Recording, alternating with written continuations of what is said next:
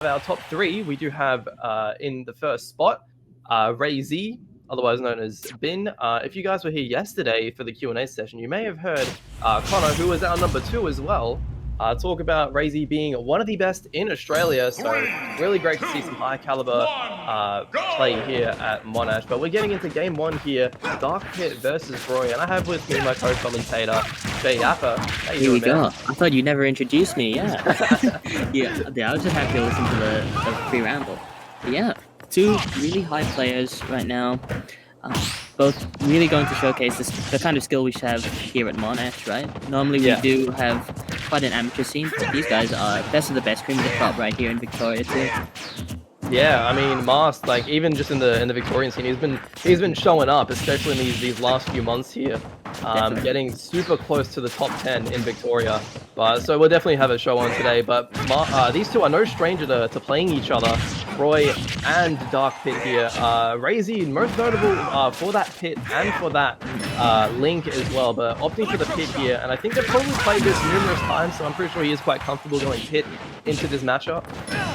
But yeah, pretty even start so far. I mean, both at 100%. And it's not in anyone's favor yet.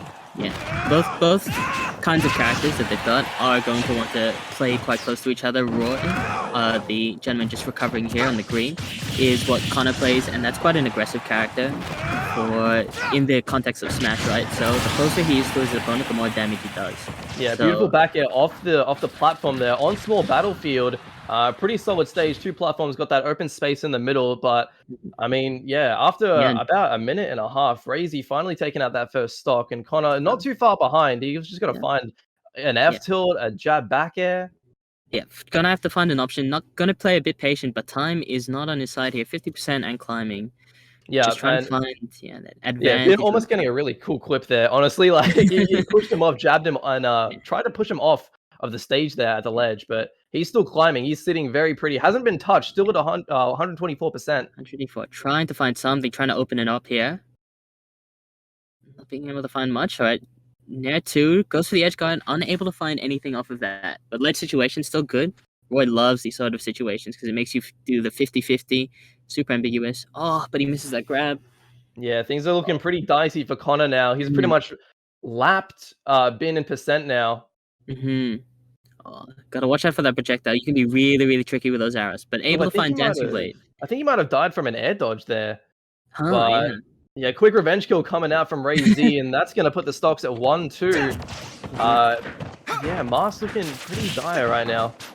Yeah, pretty big stock lead. This is going to take a bit of time. A lot of different neutral interactions are going to have to take place for Connor to try and claw his way back, and even then it'll only be even.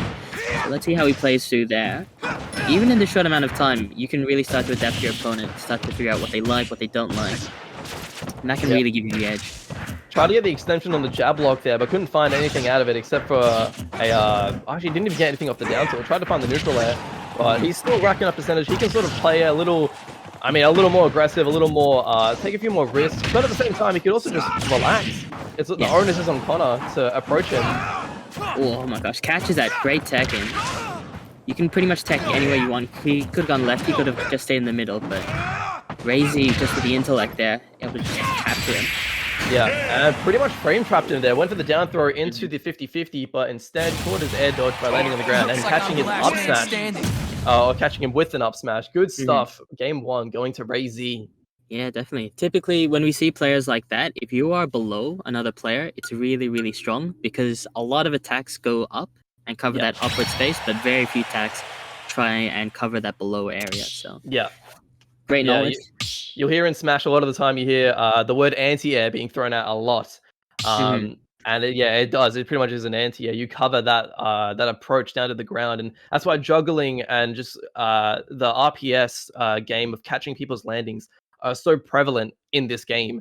But I think we're going to take a small, maybe like a very quick break as we try to sort out some of the music here, but that's all good. I mean, shout outs to the people running the Max stream, doing an incredible job for yesterday and today as well. So not easy. I'm pretty sure for the fans, they just want anything. They want to listen to it. All right, I think we're back. We're good to go. And we're going to be getting into this game 2 here. I believe, I'm not sure what the bans were, but something tells me that Connor might have chosen Town and City. Alright, Town and City, one of the better stages for Roy, because you get those very, very short blast zones to the right and the left. So that means that you can... It doesn't take a lot to send your opponent off to the side. Yeah, admittedly, I'm very surprised that RaZe did not ban Town and City as, like, everyone, you know, you hear it all the time. Roy and Prom on Town and City of how early they kill with those side blast zones. So, I don't know, maybe Ben just wants to test it himself to see how good he is. See if the rumors are true. They are City boys. Ooh. Unable to find that eruption right there, but yeah. RaZe, after a bit of a commanding lead right now, 50% up, but still able to make it back. Yeah, I mean, but the problem is, like, oh, never mind. I was gonna say, with that rage, I mean, Connor could easily get a quick double-edged dance or even an F smash toward the ledge, but nope. An F smash of RaZe's is gonna take out that first stock, and now MAST having to play a bit of catch-up, but on the ledge here. Okay. He's playing super close, trying to bait out any options he can. And when he doesn't work, just going back to neutral. Right, just playing it safe. He doesn't want to overcommit right now. Yeah. Okay. Oh, that was a really nice wave bounce on the side B there. Really good movement mix-up. Definitely. Being super tricky in the air is another one of those things. Like, once you're up in the air, like what Trent was saying earlier, you just want to avoid any anti as your opponent throws out. Just make it back to safety, and then just play the game from a neutral position. Oh my, goes for an aggressive option, right as I say that. Alright, Connor needing to find the answer here in order to take out this first stock of RaZe. He's slowly getting to that point where we saw last game where he overlaps RaZe in percentage.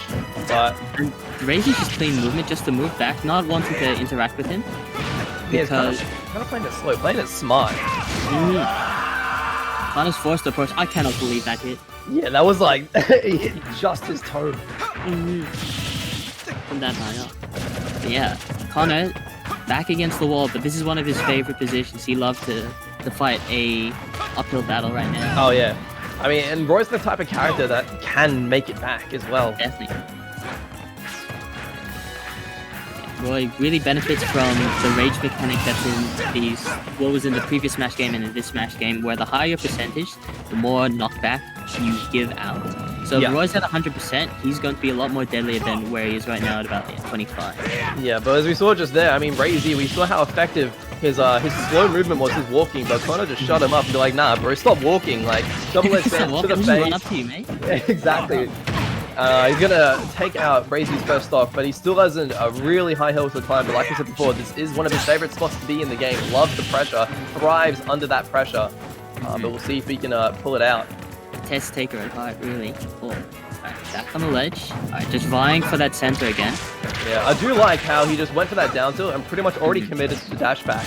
And that pretty much saved him, knowing that RaZe did of course shield it. So. Oh, RaZe not gonna fall for it that time. Catches the wave bounce. Catches the wave bounce with a down throw into the back end. That's gonna be game 2. Rather convincingly to RaZe. He just held the lead and was just not willing to give it up, really. Yeah, I mean, he was confident to not ban Town, and look, I mean, it worked out in the end. But I guess in that case, for some of the confirms and some of the kills that Dark Pit can get with that back air, with that forward smash, he also benefits from Town and City small side blast zones. Definitely, yeah. Alright, but we'll see what how the boys want to take out this third game. I believe if we check out the chat right here, we do have RaZe banning Lylat and Battlefield. So, oh sorry, Lylat and Smashville, he corrects himself. So I mean, once again, leaving Town and City open. So I don't know if MAST is just gonna keep it, or if he's gonna switch character, if he's gonna take a different stage. Yeah, I mean, when you're at 2-0, your faith is really starting to be tested here, because you've lost on 2 stages already, and your character isn't working out. So, I mean, do you stay strong, or do you think that you need an alternative option, right? Yeah, and Smashville is a pretty solid ban. I have heard from MAST that is also one of his favorite stages as well. Like, if people who would usually ban Town and City against Crom and Roy, then he'll definitely go for Smash Bros instead. But not having that option on the table and seeing as though Town didn't work out, he might stick with his guns. But it sounds as I'd like him to stick with his guns, really. I don't want him to switch off to any kind of crusty secondaries. Just do not want I mean, there is a joke that we throw around in the Smash scene here that Connor has the answer, and the answer is King K. Rool. And for those of you that don't know, King K. Rool is usually regarded as not the best character, but we see one of the worst characters, I think. In this game, unfortunately, we see RaZe switching on to regular Pit, not Dark Pit. And for those of you that don't know, the main difference between these two characters is their side special sends vertically instead of horizontally, and the arrows are a little less impactful, but they have a lot more control here. MAST opting to switch to FD, Final Destination, and this game 3. No platform, so he won't get caught up with trying to recover. But that does lead to a lot of issues where Pit can kind of just run on the ground and just try and catch you there. So let's see how he plays this out. Yeah, so far it's rather even, but I mean, regular Pit off stage is quite scary because these arrows can be bent very well and can easily gimp you off stage. And whilst Connor can be really tricky with how he recovers, Roy inherently just has a very linear recovery. He's best recovering just from down below.